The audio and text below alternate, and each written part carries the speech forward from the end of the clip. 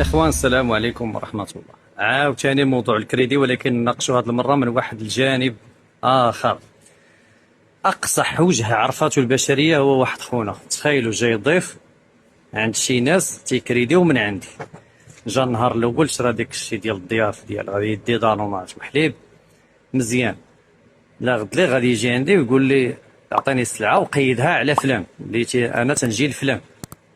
تا هادي نقولوا مقبولة، ولو انه انت جاي ضيف صاحبي وتعاون مع الناس شري شي شويه ما عليناش. النهار الثالث شنو غادي يدير؟ غادي يهز شي مناضه وشي لعيبات وغادي يقول لي شوف دابا هادو ما تقيدهمش على فلان، انا راني جاي عندهم ضيف هادو قيدهم عليا تنجي انا ونخلصك فيه. السيد جاي ضيف وباغي يدير الكريم، خلي عليك هذا. تخيل شي وحدين تيسكن ما كاملاش يومين وثلاث ايام باش تعرفوا سكن جديد، تيجي عندك تيبغي يبدل اللون ديال البوطه، تيقول لك عطيني طوندور، عطيني شي 2 متر ديال تيوت البوطه، تيكون جلالو ولا صافي الاخر تقطع، تيقول لك عطيني ساني كروا كراطاش طابه باينه غادي يقدر باش يسكن من جديد.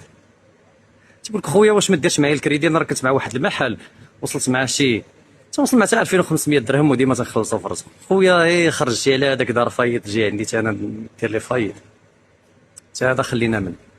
انا واحد ستاج ديال الوحش. شي وحدين تيقول لك دابا انا تنكريدي مع عند واحد مول الحانوت، ولكن هو ما عندوش السلعه كامله، وفاش كدور السين تتلقى هاد مول الحانوت اللي تيهضروا عليه وتيقول لك انا تنكريدي مع عنده ولكن ما عندوش السلعه كامله، وتنضطر انني نبقى نكريدي مع عنده ونشري من بلاصه اخرى. هذاك مول الحانوت كان معمر مزيان، يعني نتوما اللي ما كتخلصوش باش خليتو داك مول الحانوت ما عندوش السلعه كامله، وبكل وقاحه باغيين تخلاو عليه وتمشيو تكريديو من حوانت اخرين، وتنحيدوا هادو كاملين.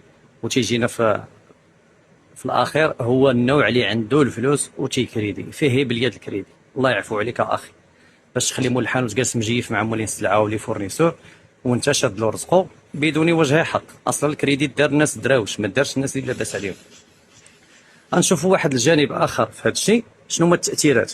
التاثيرات اسيدي ولاو شي موالين الحوانت مساكن تيضطروا انهم عندهم السلعه وتيخليوها مستوكيه في شي بلاصه مخبعه، ما بقاوش يبغيو بريزونطيو السلعه كاع اسيدي في لي زيطاجير، تيخلي محل خاوي باش من تيجي عندهم مول الكريدي تيقولوا ما عنديش ديك السلعه تقاضات لي. فاش يجي بنادم اللي غادي يخلص تيمشي ويحل الكرتونه يمد له السلعه، تيولي تيبيع بالتخبيه في المحل ديالو.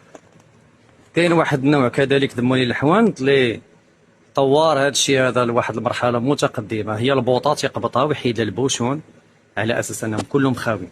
تجي عنده باغي تكريد اخويا كلشي خاوي، تكون باغي تخلص عاد تيبدا يقلب على البوطه اللي عامره. علاش تخليو الناس مساكن يوصلوا لهذه المرحله هذه؟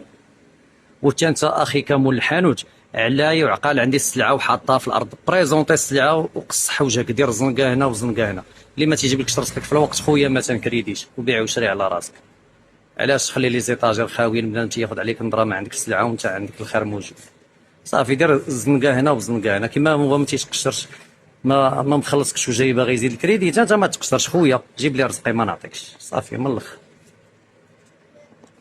حنا كما تنعرفوا ان الكريديات حتى واحد مخاطر الكريدي، كاين اللي تيتسالوا البنكه، كاين اللي تيسالوه صحاب الويفي، صحاب الضوء والماء، صحاب كذا. هاي الاخرين عندهم قوه عليك انهم تيقطع لك من لاسورس قبل ما يوصلك الصالير، تيوصلك منقوص تمشي تقرا قطعات لك البنك. لكن مول الحانوت ديك الحلقه الضعيفه تيخاف من موالين الضو اللي يقطعوا له الضو تيخلصوا، تيخاف من صحاب الويفي اللي يقطعوا له الويفي، البنكه تتقطع له الطريطات ديال الدار ديال الطوموبيل وتتشيط له شي فوتات، تيقول لك نقصت 300 درهم داك الحساب. لا يا اخي ما نقصش ديك 300، نسالك 1000 تجيب لي 1000. اللي خصنا نعرفوا ان الحانوت كامل واخا يكون فيه حتى 20 مليون تتكون فيه واحد 3 مليون كتروج، تدخل وتتخرج تدخل وتتخرج. في الاخر الشهر الا جاو 5 د الكليان صحاب 2000 ولا 1500 ما خلصوش لي طارئين ما، لان حنا ديما عندنا الطوارئ.